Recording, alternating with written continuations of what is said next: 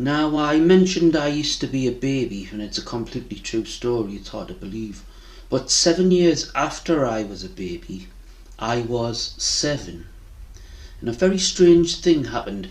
I was standing at the top of a back lane, and I thought, I'm going to commit this walk down the back lane to my long-term memory, and that way I'll remember being me when I'm an old git.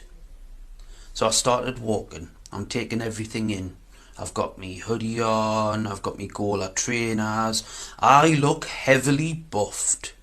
And then I stopped and I turned back and I thought, that Sean who started this journey down the back lane isn't me. He's a previous Sean, whereas I am present Sean. And then I continued my journey up the back lane again. There's a door, there's a brick, there's a penguin. Hello, penguin. Hey, I like your beak, it's nice and buffed. Oh, cheers, mate. You've really made my day there. Thanks. Penguin, my mate Dave said if penguins eat a penguin biscuit, that's cannibalism. Is that true, is it? No. There's no truth in that. No. All right, well, I'll tell him he's wrong then. Penguin, if you did get arrested for, say, like if you stole a pig or something like that, would they handcuff you like they do with humans, or do they use special handcuffs for flipper usage? No, they don't have special handcuffs. They just use the same handcuffs, but the handcuff were legs and were feet, you see, so can't walk very far. Ah, so that's how it's done. Well, it was nice talking to you, Penguin. I'll tell me Mama met you because she's got a really big beak as well, you see. Bye. So, off I went and continued my journey. I was taking everything in. There's a door, there's a drain, there's Mrs. Giraffe. Hi, Mrs. Giraffe. Mrs. Giraffe, has anyone ever told you that you look remarkably like that bloke, or what's his name, Alfred Hitchcock?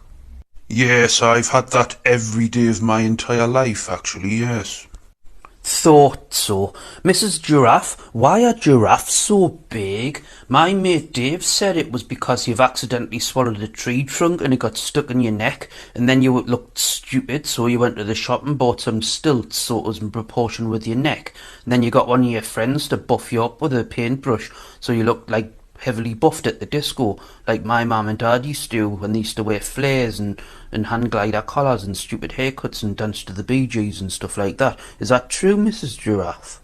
No, it's not true. I was born like this, you see. All right, then I'll tell him he's wrong. But why were you born like that, Mrs. Giraffe? I don't know, really. But why? I just was. Why? Because that was the way I was made. But why? I suppose because we've got to reach the high branches with our heads. Why did you do that?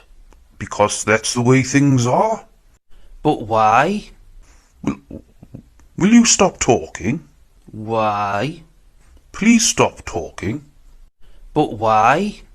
Please leave me alone, little boy. Why? Because you're really annoying.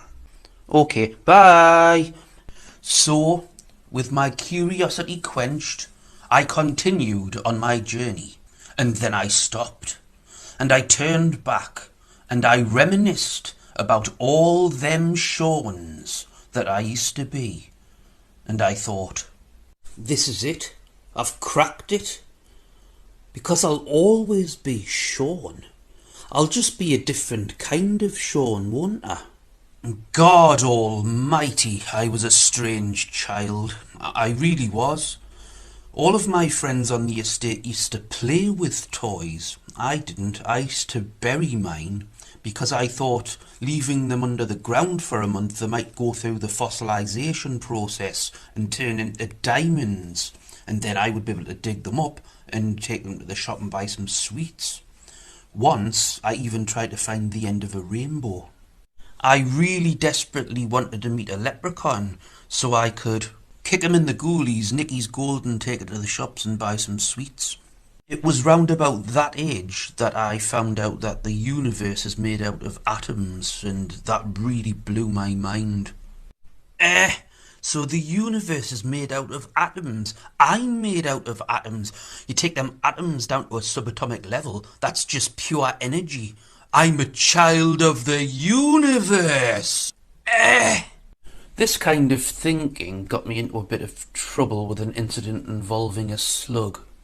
All right, Mr. Slug, what you doing lying in the middle of the floor? You're gonna get trod on there, someone's gonna put salt on you or something. Don't worry, I'll pick you up and put you in the bush where you'll be safe. I'm a child of the universe, you know. Mwah! And that's when I realised it was a piece of cat poo.